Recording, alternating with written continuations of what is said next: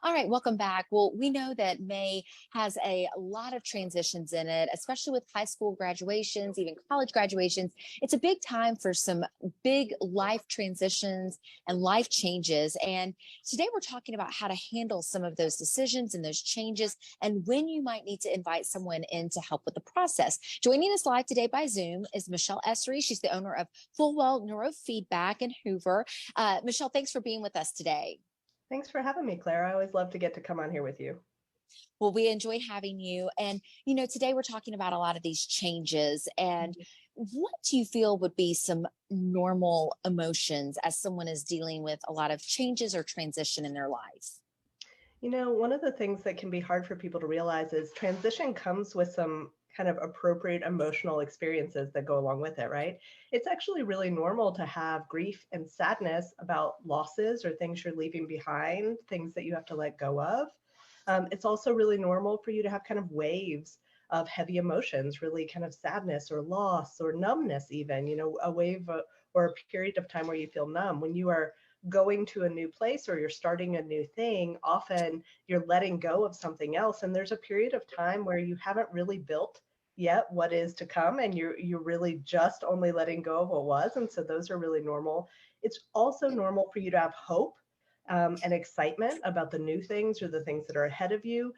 It's also normal to have periods where you feel really tired or you feel exhausted or you feel like I want to sleep a little bit extra. So all of those things are very normal in the midst of transition, right? You have new things that you're learning. Your body is kind of overwhelmed with all the new, and you've let go of all this other, and you're in this in between as you transition and adjust.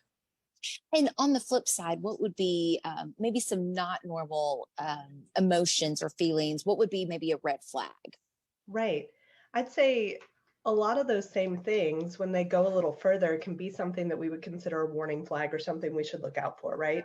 So grief and sadness are normal, but if you get to the point where you're confused or you are just overwhelmed with sadness, or you have continuous obsessive thoughts about what was or what you've lost, if you feel like the numbness or those heavy emotions aren't coming in waves, they're just coming and staying and kind of settling on you, so that you don't feel like you can get up for weeks or months.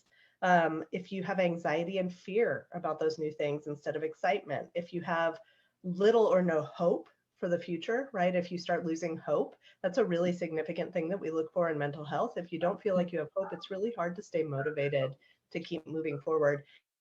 And if your exhaustion and your fatigue and those days that you feel tired begin to extend into weeks and months and you don't ever feel like you're moving out of them, those are all really good signals that even though transition or change or adaptation and adjustment are really, it's normal to have some of that. When those things move to, I don't feel like I can get out of them, almost like you're walking through like a mire or a bog or something, you can't get out the other side. That's when it's important that you talk to somebody. That's a good time for you to ask for help. And do you have any advice for someone going through some of these transitions or even a loss or I mean, we did Yeah. mention the high school graduation, but any advice for them as they're going through this process and through some of these different stages and feelings and emotions? Absolutely. It is really, again, it's really normal to have some of these transitionary feelings. One of the things you can do is you can always focus on something tangible that you're able to do, right? Like, you know what, I'm in a new place. That's as an example. I can weekly go to a church service or a gym workout or something like that that you can choose to attend. You're going to be able to meet new people and start to build a regular pattern and community. It gives you hope because you know you're going to get up and go do something. It gives you something to do. Even something simple like creating a routine about when you go to the grocery store can be really, really helpful. As far as losses go, it can be having people in your life that you can talk to, having people that you trust to be able to at least talk about your feelings on occasion, even if they are far away. Touching base with the people that can be really helpful in helping you not feel kind of out there floating out there alone. Yes, absolutely. Well, as we wrap up, if anybody feels like maybe they do need to reach out for help, what are some Yeah. of the best ways to contact you and your group? You can always email us at info@fullwellneurofeedback.com. We are happy to help you. If we're not the right fit for you, we're happy to help you find the resources you need.